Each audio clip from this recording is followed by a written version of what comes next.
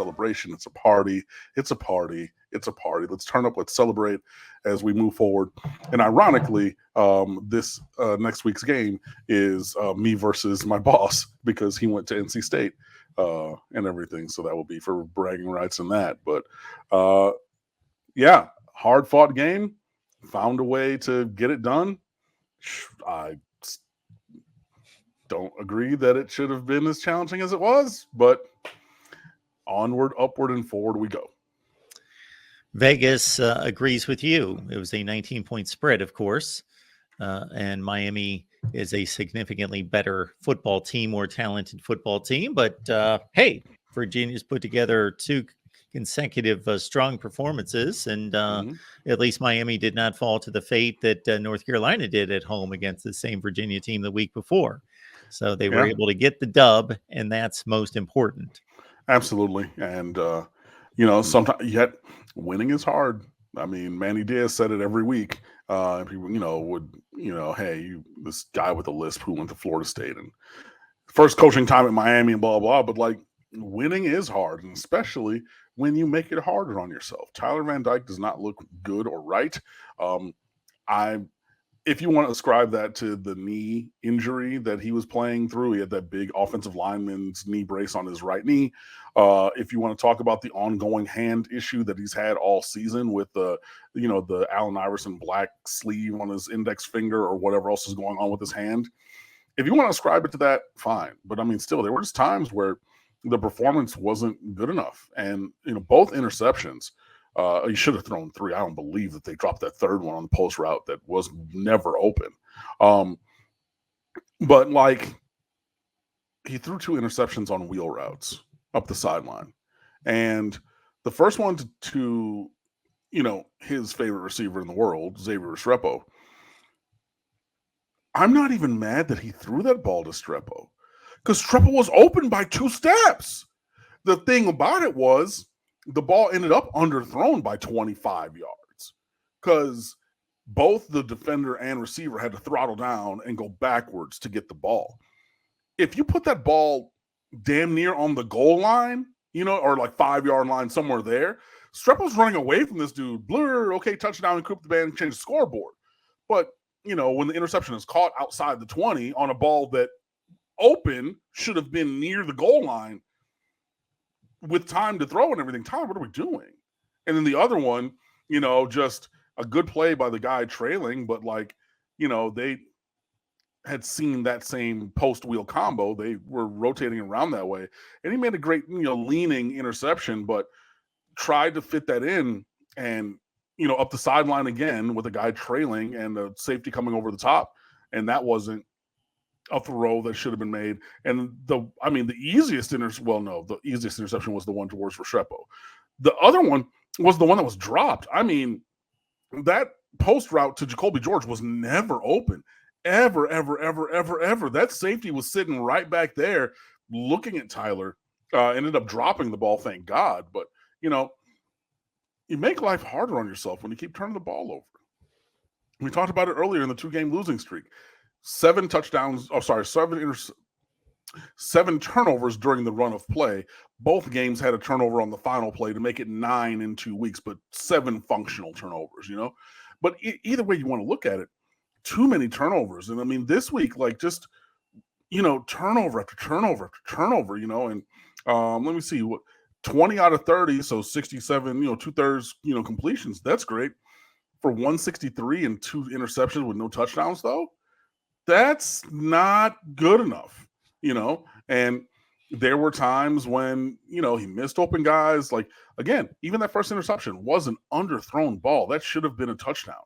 But Tyler Van Dyke is really struggling. Luckily, we had enough defense. Ruben Bain is, he's the destroyer of worlds. Like, that's your ACC Rookie of the Year right there. I don't really even think there's anybody else who's really in the conversation at this point that I can think of across and watching a lot of these games, watching a lot of these teams.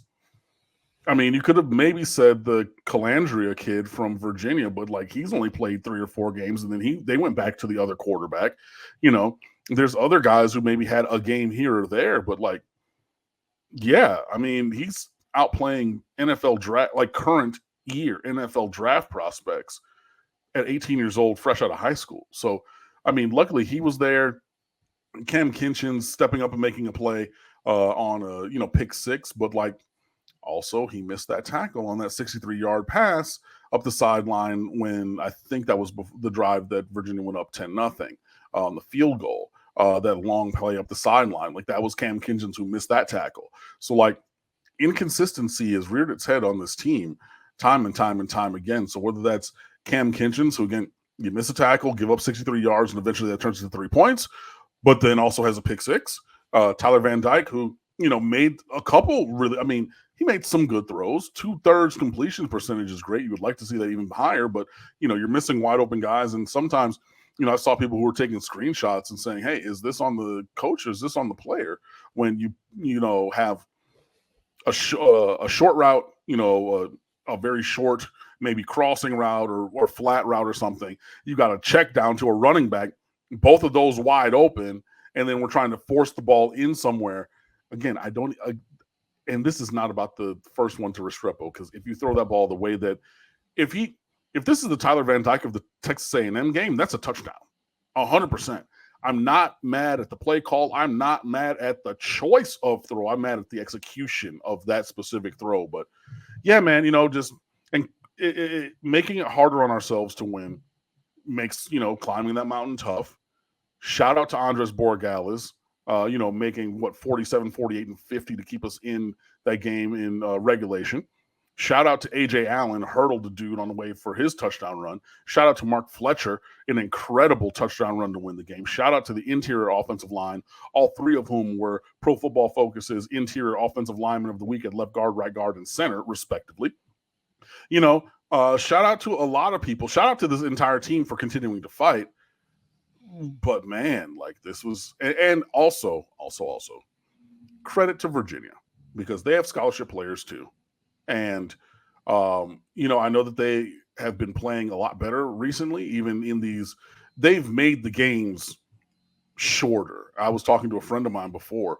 The goal for them is to make the game like a military academy, right? We're going to shorten or lessen the number of possessions. We're going to shorten the time of this game. We're going to hold the ball, grind it out, and make it a rock fight, because clearly if we're going up tempo, like if this game would have been in the 30s or more, like, you start to run away from them. So they say, cool, we're going to grind everything down and make this challenging. That's the only way we're going to have a chance to be competitive.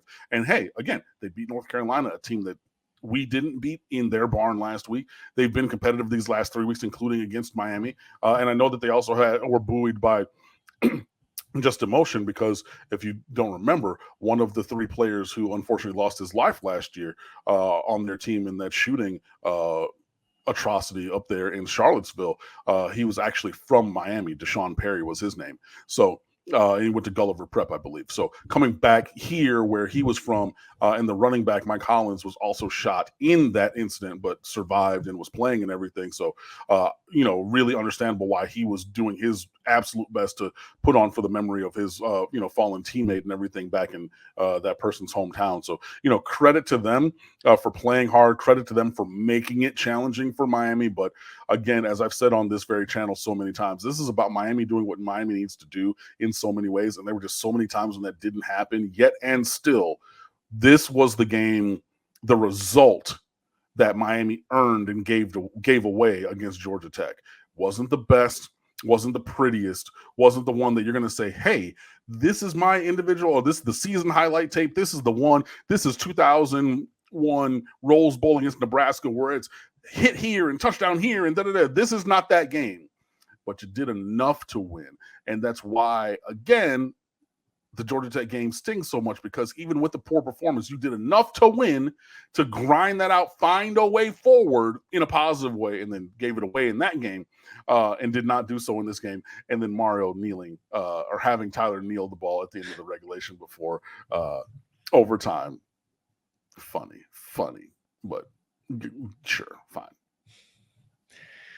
Yeah, this is a game that I watched most of it, especially during crunch time. Didn't see a lot of the first half, but saw the entire second half and overtime. And I'm going back to the numbers because I never looked at the box scores for as many box scores as I try to to see from Saturday's games. I don't remember looking at this one, and I'm seeing where, yeah, there are two perspectives on this game, and they both can be true. That there's a lot of reasons to say this is a step of growth, credit the team, it's a victory, all those things. And because Virginia has proven that they can beat a good team, they are capable of doing good things, and certainly did on this day, and came within, one play of notching another upset. But on the other hand, Miami's much better and has more talent, and they should perform better. And if you do look at the Vegas line, not that you're going to hit that line every week and play to that standard, but consider Georgia Tech, that's an underachievement. Just flat out keeping them in the game, let alone blowing it. And then this would be in that category as well, if you look at the difference in talent and roster and so forth. I'm also looking at where Virginia, even after this game, gives up about 105 to 10 yards more per game than they did to Miami. So that number would have even been greater going into this game. So Miami should produce more than 276 yards of total offense in an overtime game. So they got 25 in addition.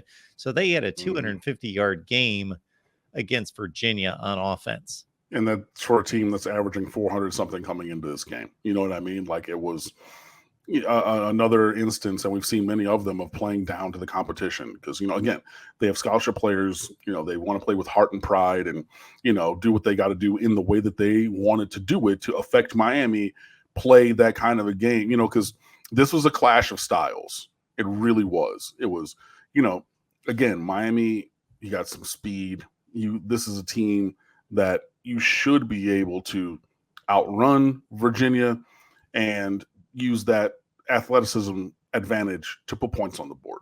And Virginia knows that they don't have the kind of athletes. And so you have to do it, number one, by scheme, and number two, by just overall formation of the game. We're going to go at a slower tempo. We're going to do this. We're going to drag them down into the mud and make this kind of game. And they were very successful in that endeavor, obviously, and getting the turnovers from Miami, which was not great. But again, in the end, Miami was able to figure their way out. Didn't love the fact that, Miami went up 17-10 after the Cam Kinchins pick six. And then all of a sudden, late in the fourth quarter, needed to drive for a 47-yard field goal to tie the game with like a minute and a half left. Didn't love that turnaround of events. But again, but there was another interception in there after the for Tyler Van Dyke after the Cam Kinchins interception. But credit to the team for figuring a way out forward. And just like the, previous week against Clemson, at the end of the game, they were talking, or I watched, the DVR recording I have of this, and they were talking about, well, Miami's missing so many defensive linemen, and this is why guys are getting tired. You can see even Ruben Bain getting tired because he's playing every single snap at his, output rate, which is near on unsustainable, just because, like, you're playing as many snaps as he is, like, eventually you're going to get tired. But, at the end of the game, just like Clemson, Miami said, we're going to lean on y'all. We're going to run it. Like, we're just going to tilt the line and, have the field tilt that other way because of our physicality up front, which ended up working out. But I don't need it to go all the way back to the Texas A&M game, but I would love to see elements of that, because like teams just going back and playing cover 4 and cover 2 or cover 6 or whatever zones they're playing, just calling zone all of a sudden is like, it's the wet blanket on the Miami offense that was on fire even through, losing game. Like, I mean, the North Carolina game still did numbers. You just turned the ball over, you know what I mean? But all of a sudden, just playing zone is the cure-all for everything that we do on offense. I don't love that. And there are other things I would love to see offensively. There's like other layers to the offense and constraints and, pivot, the pivots off of what we've seen, right? You give them the staples, and then, okay, all of a sudden you give them the curveball off that look. That's a year 2 and a year 3 thing in this system with this coordinator for some of the alterations. And hopefully as well, we're holding a cup. We have held, even through losing a couple games, even through struggling in a couple other games, Hopefully, we've held a couple of things back for November 11th, but I'm not going to talk more about that now.